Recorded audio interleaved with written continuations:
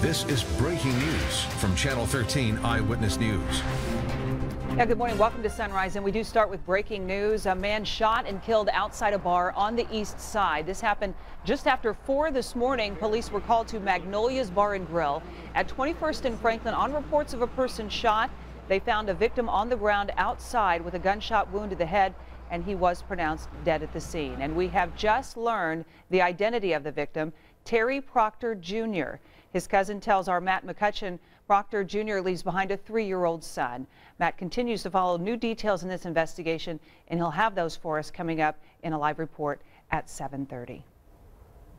Kelly Green is here. I'm Chris Kirschner filling in for Naomi Peskovitz. It's nice to have you here on this Sunday morning, and hopefully I'm going to remind you throughout the morning, but that you changed your clocks last night before you went to bed, because we are springing forward now at daylight saving time, and it's going to start feeling like spring. That's right, and the sun will rise just a little bit after 8 o'clock this morning. Okay, a little bit earlier. Yeah, so we definitely are going to see those changes more, those spring-like temperatures this week, which we have been tracking and definitely starting to dig out of this deep freeze. Now we have a cold front that's moving across the area. That's brought a few clouds across the area earlier this morning, but all in all, pretty quiet start across central Indiana. Here's a live look from our Connorsville camera and from our WeatherBug network. You can see the streets likely very dry right now, but there may be some areas that have some slick spots due to all the melting that we had yesterday and temperatures below the freezing mark right now. So some slick spots still very possible this morning. 28 degrees right now in Marion. It's 31 in Muncie, 29 in Greensburg, 25 in Crawfordsville, and 27 right now in Greencastle. Winds will turn out of the southwest again today, and temperatures will climb back into the low to mid 40s today. Yesterday it got up to 42 degrees, but it really didn't feel like it thanks to those breezy conditions. It felt more like it was in the low to mid 30s. Temperatures today will climb to 44. It will feel more like 44 today. And of course, we are tracking this warming trend where temperatures will near 60 degrees. I'll have those details coming up in just a few minutes. Chris? All right, Kelly. New on Sunrise, on the 1-year anniversary of the disappearance of Flight MH370, we are learning that the airplane's underwater locator beacon expired a year before the flight disappeared. The search for that flight, which went missing over the China Sea a year ago, continues this morning. The flight was carrying 239 people. Malaysia's transport minister says if the massive underwater search for the aircraft turns up nothing by the end of May, the 3 countries leading the search efforts will have to rethink their strategy. An interim report on the investigation is expected to be released to the public today. Well, yesterday, Indianapolis joined the rest of the country in remembering an important day in America's history and a turning point for the fight for civil rights for African Americans. We honor those who walked so we could run. We must run so our children soar. 50 years to the day after Bloody Sunday, President Barack Obama joined survivors and their families to march across the Edmund Pettus Bridge. That's the same bridge in Selma, Alabama, where people peacefully marching for voting rights were beaten and tear gassed by police officers. President George W. Bush and congressional leaders also took part in the Selma commemoration. And after being part of the protest 50 years ago, Congressman John Lewis says he returned to Selma for the 50th anniversary to be renewed and inspired. Lewis spoke to thousands of people who gathered near the Edmund Pettus Bridge in Selma. Lewis was hit in the head and was seriously injured in that demonstration. He says he lost consciousness and does not recall how he got off the bridge. We were beaten, tear gassed. Some of us was left bloody right here on this bridge. 17 of us were hospitalized that day. But we never became bitter or hostile. We kept believing that the truth we stood for would have the final say. Although Lewis represents part of Atlanta in the House of Representatives, he's an Alabama native and worked closely with Martin Luther King Jr. There were other commemorations across the country for people who couldn't make it to Selma yesterday. In New York, people marched across the Brooklyn Bridge to honor the men and women beaten by police in Selma 50 years ago. Some in the crowd carried signs that read, "We march with Selma." Others carry signs that read, "Black Lives Matter," in reference to recent high-profile deaths of African-American men by white police officers in New York and Missouri. And back home, a memorial march through downtown Indianapolis. People gathered at the Light of the World Church on Washington at noon yesterday, then walked 5 miles to the State House. Organizers said the walk was meant to honor the sacrifice made by protesters all those years ago. And new on Sunrise, 2 women shot on the city's west side. This happened in the 1800 block of North Centennial Street just after midnight. Officers found the 2 victims with gunshot wounds to the legs. They were taken to the hospital for treatment. They are expected to be okay. No arrests have been made in this case. As the warm-up begins and spring nears, concern grows for keeping teenagers off the streets and out of trouble. Here's Eyewitness News reporter Matt McCutcheon on the latest push to break up gangs in our community. In these pews, dozens come together with their faith high in lowering gangs all across the area, including around Fountain Square. It is an inner city neighborhood, and so we do have some of those kinds of things, I think, going on here later in the evenings and at night. This is one of a handful of gatherings this year. Saturday's focused on a conversation with adults to help teenagers avoid falling into a life of violence. It starts in the home. The value of a person, who they are, the character they develop happens in the home. And character is what you do when no one's looking. For IMPD Chief Rick Height, eliminating gangs is personal. I grew up in a tough neighborhood. I mean, most of my friends were either involved in it. What made all the difference in his life in Gary is what he works to help provide to today's youth. Places like this, opening up the doors on weekends and evenings, have a place to go, safe places, open spaces, having a place to have either basketball or someone to talk to. I had a part-time job that helped during the summertime, but just have to surround yourself with the right people. There's people, places, and things that get you into trouble. Trouble is perhaps easier to find these days, and tougher to change with social media bullying and gang recruiting. This whole sexiness of violence and the culture we live in, we have to show that what you see on TV is art imitating life in a lot of ways, but we cannot let you let that be your lifestyle, because there's no escape. You don't hit a reset button. But a program like this is one way Emmaus Lutheran Church is working to curb the gang problem, one person at a time. Matt McCutcheon, Channel 13 Eyewitness News.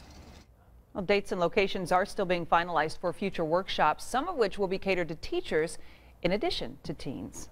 Well, Kelly Green joins us once again. And, you know, I have to tell you, my 6-year-old son was so disappointed because they built this big snow fort with a little tunnel. And he noticed in the last couple of days that tunnel's starting to collapse as it's melting. So he was a little bummed by that. I would say he's one of the very few that are bummed about that because the deep thaw is arriving. We're going to see a lot of that thawing action all across central Indiana, especially over the course of the week, where temperatures will be climbing near 60 degrees. A pretty mild start right now at 31 degrees on the southwest side of Indianapolis, 27 in Franklin, 29 in Noblesville. Let you know how warm it will get, plus our chances of rain, not snow, coming up in your SkyTrack 13 forecast.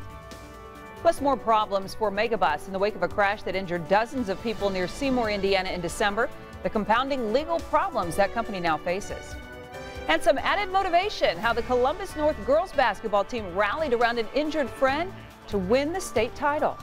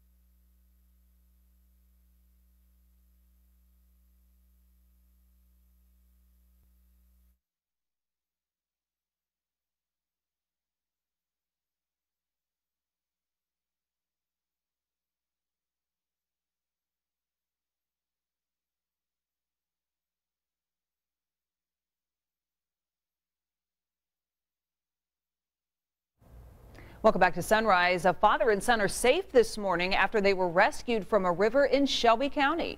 The men were canoeing in the Big Blue River in the southwest corner of the county when their canoe capsized. Even though they were clinging to a log in the river, they were able to use a cell phone to call police. After a long hike from the closest road through the woods to the river, crews used ropes to pull the pair to safety.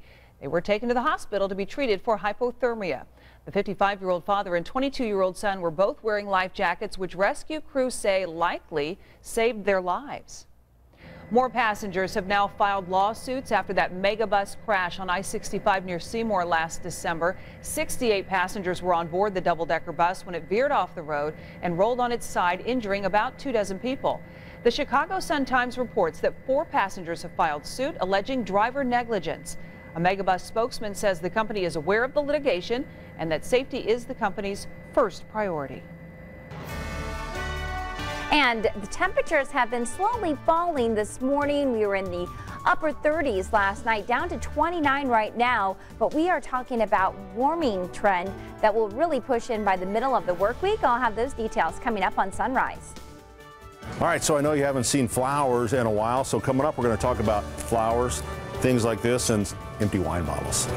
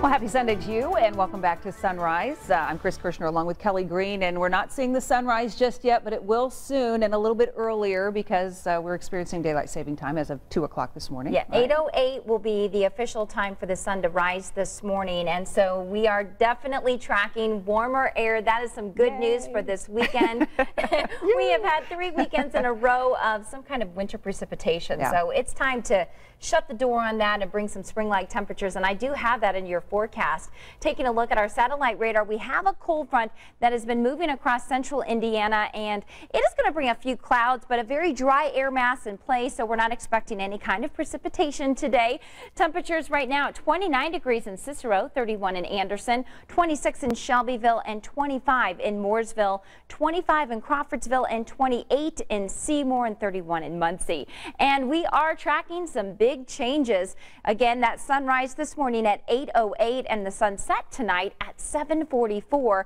we have this cold trend that we've been experiencing for the past month. It's actually been 27 days in a row where temperatures have been running below normal. And for this weekend, the average high is actually 48 degrees. Yesterday, we got up to 42 degrees, and we haven't been above the 40-degree mark since February the 8th, where temperatures actually climbed to 57 degrees. So definitely need some warmer air, and we are going to see that happen later this week. In fact, temperatures will be nearing 60 degrees, and we're also tracking rain, not snow. So definitely some positive news for the start of this week. It is currently 29 degrees. Winds are out of the southwest at 5 miles per hour. That wind chill value of 24. Winds will start to turn out of the southwest today, and temperatures will climb back into the low to mid 40s this afternoon. Now, yesterday with that high of 42, it didn't actually feel that warm because of the wind chill value. Today, the winds will be much lighter, so it will actually feel like it's 44 for the high in Indianapolis. Temperatures climb to 40 degrees in Peru for the high, 47 in Nashville, 46 in Greencastle, 43 in Lafayette. Tonight, temperatures only fall to 30 degrees. We'll see a mix of clouds out there, and winds will be out of the southwest. It'll be pretty mild overnight with the average low at 29 degrees. And here's a look at your forecast for tomorrow. High of 46 degrees. So this warming trend continues. Now, we are tracking a chance of rain on Tuesday. The latest few model runs have had this moving up a little bit farther to the north. So a chance of rain that basically from I-70 and points to the south, and that will move on out of here by Tuesday night. So we'll keep a chance of rain on Tuesday, and then rain will become likely by the end of the work week. In the meantime, high of 44 degrees for this afternoon. Temperatures fall to 30 degrees tomorrow morning. High of 46 degrees on Monday. Still a couple degrees below average, but we finally break the 50-degree mark on Tuesday and finally climb above average. Mid-50s for Wednesday, close to 60 degrees on Thursday, and rain does look likely on Friday. And then as we get into the weekend, looking dry right now with temperatures running near normal. Chris? All right, Kelly, we're talking all things spring today. Every Sunday, as you know, Pat Sullivan from Sullivan Hardware and Garden provides great advice for do-it-yourself home improvements. Well, this week, Pat talks about new things you can buy and creative ideas for the upcoming spring. Okay, the weather is looking up, temperatures are rising, so I thought I'd talk about a few new items, some of the things that are coming up or some of the things that are selling really well that I want to kind of keep you informed on. One is with plants. As we move into the spring, we all want to feed our plants. Don't feed our plants enough. But the problem is some of these things that have always been bulky. So Miracle-Gro, I think, has come up with a really interesting thing. It's a universal feeder. It's a liquid feed. Check this out. So this is the outside of this is your faucet. So up by the house, you put this attachment on, you hook the hose up right here. So now you put on whatever hose nozzle, hose wand that you want to put on there. And very simply, you just take one of their liquid feeds, you turn it down in there, tighten it up, and now you're feeding. There's a little, so when you're not feeding, it's on water. When you want to feed, it's right there. So now you don't have any bulky things on the end of the hose, and you can feed. Comes in little 4-packs. I think it's going to be huge. I really think it's a great item. All right, still got some spring break time going on spring break. You're going to get the shamrock for St. Patrick's Day, or any of your inside plants that you want to feed. This is great. You just shove these, this is a little clay container. They come in different sizes. You shove it down in the plant, and then just fill a wine bottle with water. Shove it down in there. How about that? I would recommend a local. This is easily, I think the plants do better with local wine bottles. Just an idea. All right, moving down here to the barbecue. There's a lot of exciting stuff in barbecue. I talked about this last year. This is for the poor gas grill guy that's getting left out of the big smoker craze. So you take these little pellets. There's all different. There's apple. There's mesquite, hickory, and so you fill this thing up. And what this does is it creates a smoker for your gas grills. Once you get it full, then you light it. And you can light it using, and this is the benefit, because you can use a torch. And anytime you can use a torch, that's pretty good. And then you light it on fire, or you don't really have to use a torch. You can use like a little starter block. Then you lay this just on inside the gas grill, and it creates smoke for your gas grill. So I think it's a really cool item for a guy with a gas grill that, not into the big smoking thing. All right, new from Weber this year, which I think is really cool, for their charcoal grills, they have this little system. So the grate, you take this out, and now they have all kinds of accessories.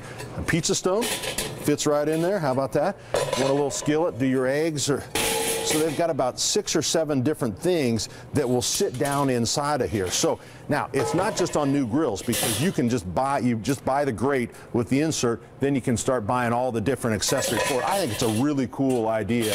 So it gives you a lot of the different things that you start to see on some of the big ceramic smokers. Now you can do for your regular charcoal grill. All right, the last thing, and this is kind of a public service announcement, this is called poopery. All right, this is something for the restroom. I have to talk about this very delicately, but it's being sold all over the city.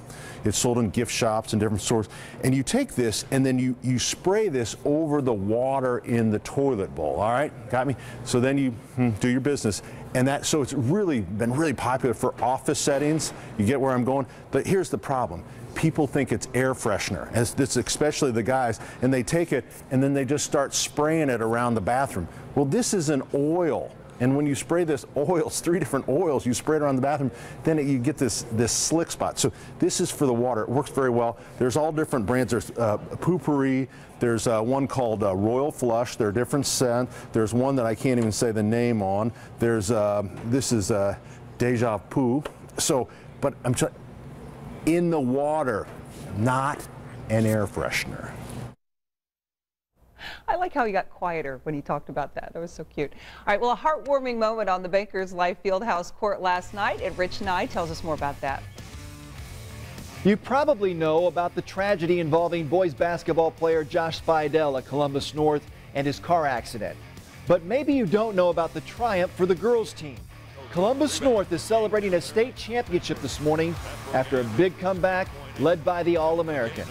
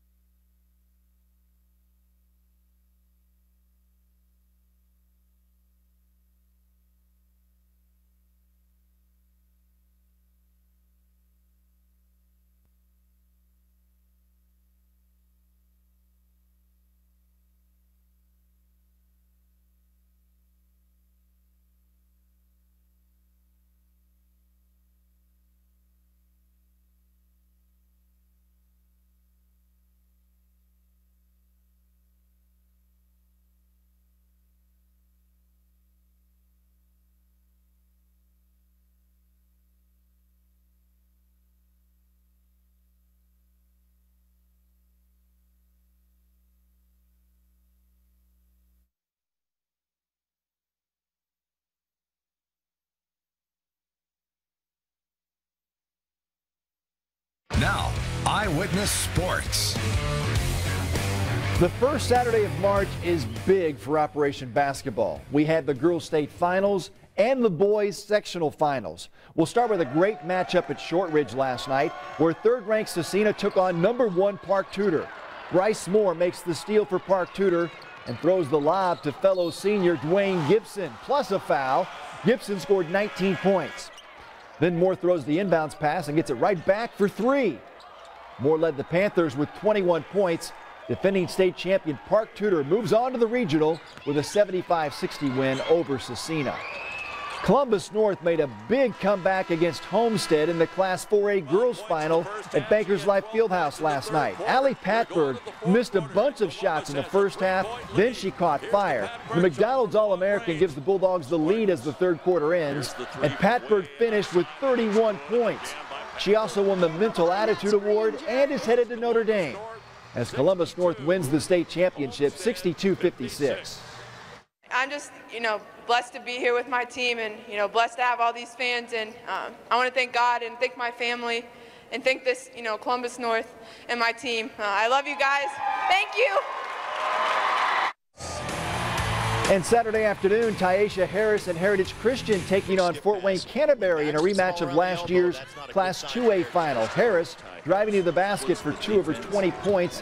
That was a game high. Heritage Christian scored 19 straight points near the end of this game to win going away, 73-53.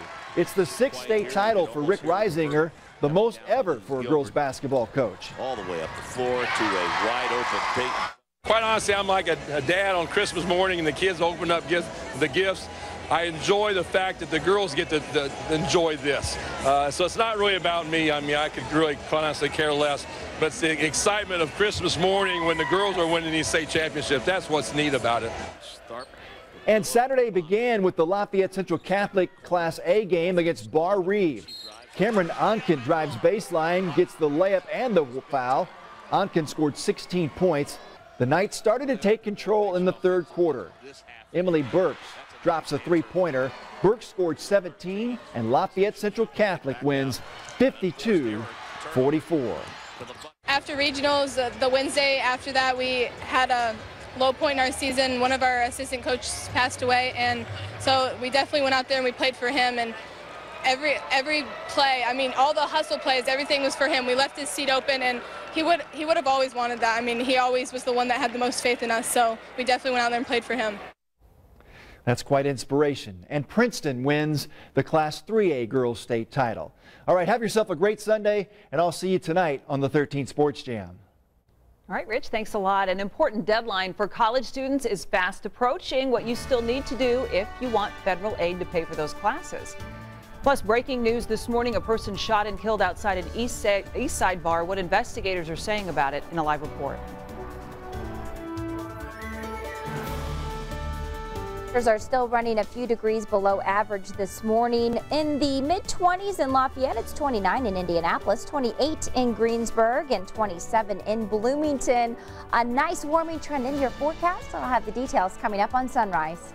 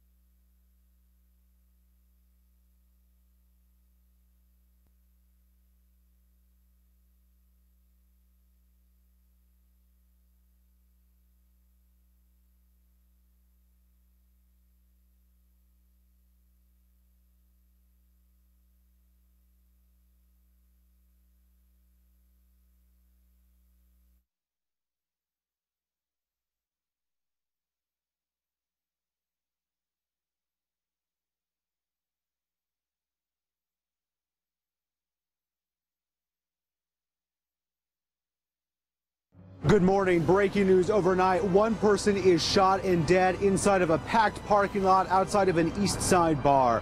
I'm Matt McCutcheon. The very latest information we're learning from police and the victim's father coming up in a live report. A weak cold front is moving across central Indiana. We'll see a few clouds, but it'll be dry today. It's the warming trend that we're getting excited about. I'll have the details. And are you disgruntled with that loss of an hour of sleep? Still ahead, we'll tell you why it was actually a sacrifice worth making. From Indiana's news leader, Eyewitness News at Sunrise continues. And good morning. Welcome to Sunrise. I'm Chris Kirshner in for Naomi Peskovitz along with Kelly Green. And we're talking about that lack of an hour of sleep because we had to set our clocks forward an hour. Hopefully you did that before you went to bed. And Kelly's so nice. She didn't want to say this in front of all of you, but I mistakenly said earlier that the sun would rise earlier, and actually the sun will rise later. We get an hour of more sunshine, daylight later in the day. It's always confusing. And since I lost that hour of sleep, call me out on that. But she was so just, I didn't want to tell you in front of everybody. You're so nice.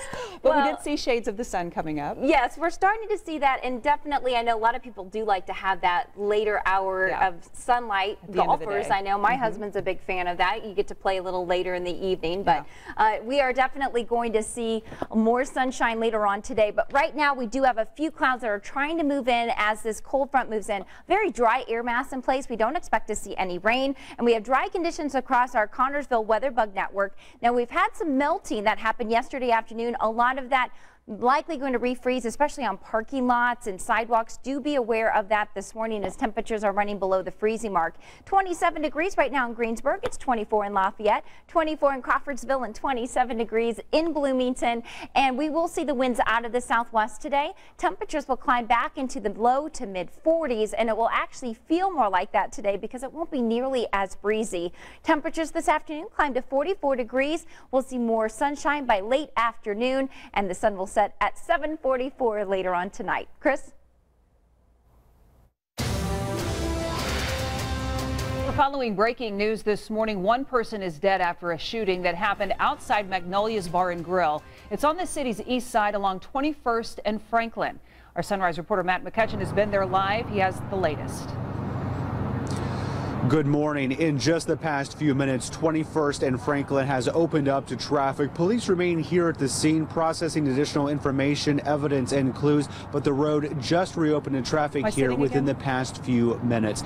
The coroner taking the body away with the examination that continues this morning. We are learning new information right now from the family of the person's identity. In fact, take a look. This is the person the family says was gunned down here all around 4 o'clock this morning. This is 27-year-old Terry Proctor Sr., seen here with his 3-year-old little boy. Police say around 4 o'clock this morning there was some sort of an argument that broke out in the parking lot outside of the Magnolia Bar and Grill around 4 o'clock this morning. Again, while we were all observing daylight savings and sprung forward, all of this pandemonium ensued in the parking lot. At least one shot was fired that struck the 27-year-old and killed him. His father, we spoke with just a short time ago, now must process this loss while also explaining it to his young grandson. I've never lost a child before, you know, so I mean, I'm his daddy now, you know, and still his granddaddy too, but just tell him his daddy loved him. I mean, he knows, you know, he's 3 years old. The family sharing this information and this picture in hopes that someone will come forward and help police solve this crime and ultimately find out who is responsible for this death that took place in this parking lot and call police. Anyone with information can contact them anonymously at 262-TIPS. Police, we understand, try to talk to as many witnesses, as many people in this parking lot around 4 o'clock this morning as they could. In fact, taking a couple of down to police headquarters to be questioned, as well as even towing away a couple of cars for evidence. In this case, an investigation that continues this morning, and we'll continue to follow this breaking news. For now, reporting live, Matt McCutcheon, Channel 13 Eyewitness News Sunrise. Certainly a sad story, Matt. Thank you. Well, investigators say they will release the identity of the person killed in a fire in Crawfordsville on Monday. The state fire marshal is investigating the cause of the fire at Shady Knoll Apartments. Several families lost everything they owned, and one person was killed in that fire Friday night. 2 Indiana State Police cars were hit last night in Indianapolis while trying to help clear crashes from the highway. It happened on the ramp from I-70 to I-465 on the east side. An icy roadway may be to blame. One trooper was investigating a crash and was sitting in his patrol car when the driver of another car lost control, hitting the trooper's car. You can see the damage to the back of the cruiser there. The driver who hit it also suspected of driving under the influence. Another trooper came to help when another vehicle lost control, hitting the second patrol car. 2 people were taken to the hospital, but they are expected to be okay. The clock is ticking for students applying for financial aid for college. The free application for Federal Student Assistance Form, or FAFSA, is due in just 2 days. There are about $300 million available in financial aid here in Indiana, but less than half of high school seniors have completed the paperwork so far. The state is encouraging students to get busy this weekend. Colleges use the information in part to determine scholarships. To give you some incentive, here's a look at some of the estimated costs of colleges and universities right here in Indiana. Indiana State University, that would cost about $21,000, while St. Joseph's and the University of Indianapolis would both cost about $38,000. FAFSA is due March 10th. Again, that's Tuesday. If you'd like a link for more information or the form, you can go to our website at WTHR.com. It's under Hot Topics.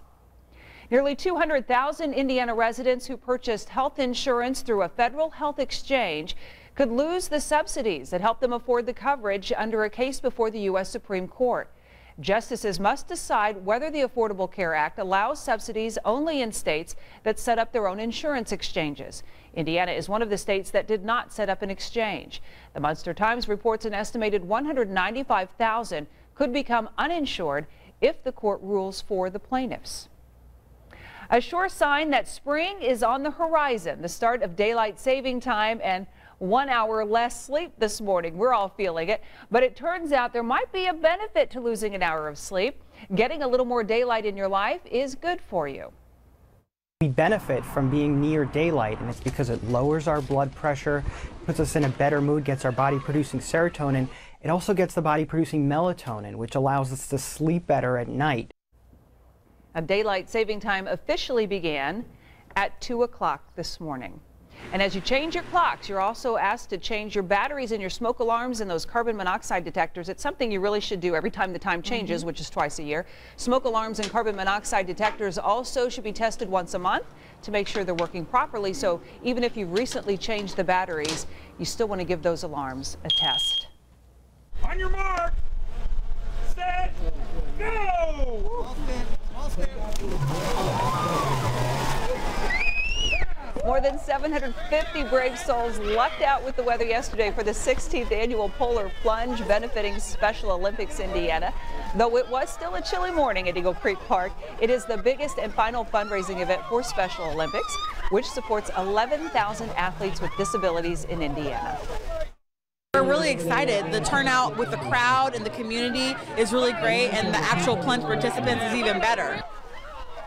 We've learned that they've raised more than $137,000 yesterday, and more money is still coming in. They're a lot quicker coming out of the water, I've noticed, than they are going in for obvious reasons. But amazingly, they're smiling. Yes, yes. And it was warmer yesterday, but trust me, that water was cold. Yes, so that layer of ice on top, the firefighters had to cut through. Wow, that's intense. Good for them. Well, we are talking a little bit about of a warm-up, and grab details on that. We are. We're seeing a lot of this meltdown happening all across central Indiana, and we could use it definitely. And we've had a pretty quiet weekend. We do have a few clouds that will move in as a cold front arrives today. We'll be tracking a chance of rain this week, as well as temperatures climbing near 60. Details coming up. Plus, all a terminally ill boy wanted for Christmas was to be a firefighter. Coming up, how he played the hero again at the State House this past week.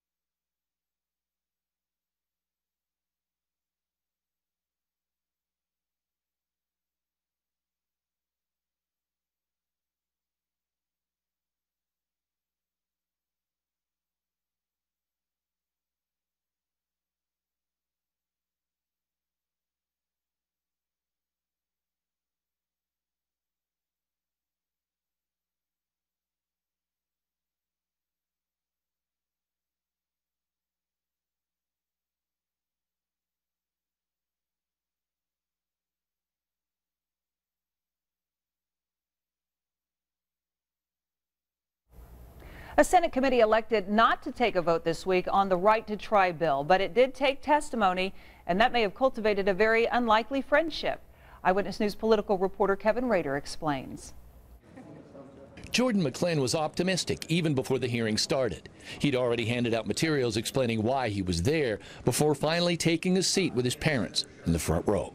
This bill will save lives, and that this bill will give hope to individuals that currently are hopeless.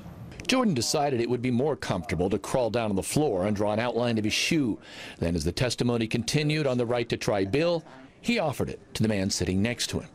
At age 5, it would seem Jordan would have very little in common with 69-year-old disabled American veteran Kent Morgan, but sometimes looks can be deceiving. After all, they both had their uniforms on, and they would both have a role to play. Hello. Jordan and his mom Laura would go first. My son has a life expectancy somewhere around 20.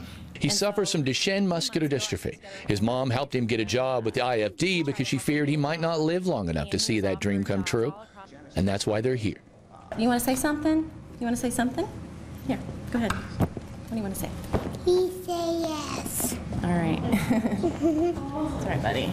They want lawmakers to pass a bill that would allow terminally ill patients like Jordan the right to try experimental drugs not yet approved by the FDA. Little did he know, the man he shared his pictures with would have his own story to tell. As those veterans say, I have the fireman's back. Morgan testified that he would not be sitting there if not for an experimental drug that saved his life 24 years ago. My tenacity is very tough, as you know. What about his? Oh, it's incredible. I'm in awe. I'm humble to him. I mean, right to try, you know, it doesn't discriminate with age. I mean, I think everybody who still has life in them has a right to try if there is something available to prolong their life. So the man who'd already fought his fight and the boy at his feet who's trying to fight his share a commonality of purpose. Just kind of took to you. Well, I think he liked the eagle, too. That's his cane. That's his cane. We bonded fairly quick. He's a survivor like I am. That's what everyone's hoping for. At the State House, Kevin Rader, Channel 13, Eyewitness News. What a sweet face. Well, committee chairwoman Patricia Miller is asking that some language in the bill be clarified before it takes a vote on the measure. All right, switching to weather now as we're approaching 8 o'clock and looking for a beautiful sunrise, hoping for some sunny skies this week. Yes, Will, we are going to enjoy some sunny skies, dry weather, as well as a warming trend, and we definitely can dig out of this deep freeze. A lot of meltdown going on all across central Indiana.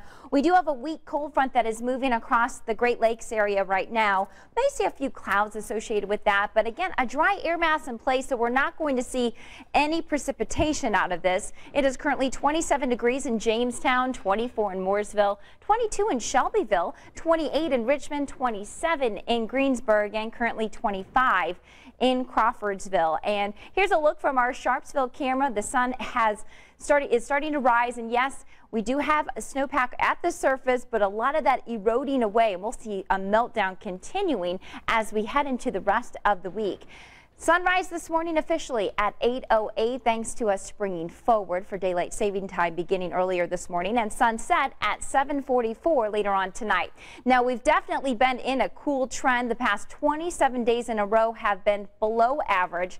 This weekend the average high is 48 degrees, and we only got up to 42 degrees yesterday, but that's the first time we've climbed above the 40-degree mark since February the 8th, where we actually climbed to 57 degrees. So definitely nice to get out of these cold conditions. In fact, we are tracking temperatures that will be close to 60 degrees this week. We are also tracking rain and not snow in your forecast. Currently, here's a look at our HD sky cam. A beautiful sunrise this morning across central Indiana. It's currently 29 degrees. Winds out of the southwest at 5 miles per hour. Wind chill value at 24. Wind chills won't be as significant today as they were yesterday. Temperatures will be climbing into the mid-40s this afternoon, but it won't be as breezy. Yesterday we got up to 42 degrees, but it felt more like the low 30s. Today with those light breezes, it will actually feel more like 44 degrees. Later on this afternoon, temperatures climb to 45 in Rushville, 46 in Greencastle, 48 in Bedford for the high, and 42 in Muncie.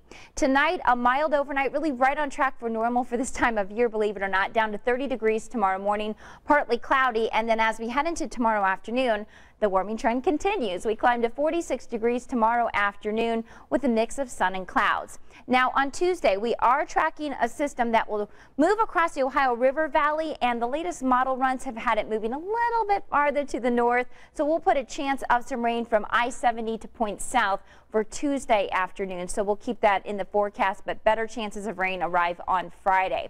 Here's a look at your forecast. High of 44 degrees today. It will be dry. Temperatures fall to 30 early tomorrow morning. High of 46 on Monday. Still below average, but it will feel much better tomorrow too. And then we crack that 50-degree mark on Tuesday. As we head into the middle of the work week, we climb into the mid-50s, near 60 degrees on Thursday, with rain chances moving in on Friday. All right, Kelly, thank you. You know, there's nothing better than curling up with a good book, especially with the winter we've had. But whether you use an e-reader or paperback, it can be a very frugal source of entertainment. Cue our queen of free, Sherry Lowe, who's here this morning to tell us how to save money on books. One of my favorite things to talk about. Sherry, welcome. Well, always nice to see you. You brought some examples here, and we're going to talk about your book as well in a little bit. But let's first talk about, you know, the e-reader. You know, and you hear a lot about the Kindles, and gosh, do I have to have a Kindle in order to get some of these great books? The good news is you don't have to have a Kindle in order to read Kindle books, which is fantastic because a lot of them are a little less expensive.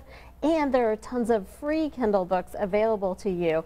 All you need is the Kindle app, and you can use that on your tablet or on your smartphone, whatever device that you have, even on a desktop or a laptop. So you can download that app for free. And then I've rounded up lots of places where my favorite Kindle books are either at a great discount or absolutely free. Yeah, and there are a lot of free options available once you get that app. Okay, terrific. And you know, one thing I like to do as a parent, I know a lot of parents do too, is get your kids used to going to the library. Of course, the library is a wonderful source of books, but what about if you want the newer releases? Right, so I know a lot of people know there are great free programs at the library this week. I'm going to be doing an author visit at the Irvington Public Library on Tuesday at 6:30. I'd love for people to come out and visit me there, but you can actually request new releases from your library. Usually there's a spot on the website where you can click and ask them to purchase a book. They don't always buy them. However, you can definitely go ahead and ask them if they'll buy one of those new releases you're looking to read. See, that's one of my favorite things I used to like to do is just browse the library, the smell of the books, everything. That was part of the enjoyment for me. Book rewards, let's talk a little bit about that. Yeah, so there are a lot of programs out there where publishers actually offer books for free to readers who are willing to review them. Some of the programs you have to have a blog, some of them you don't. You just have to write a review on Amazon.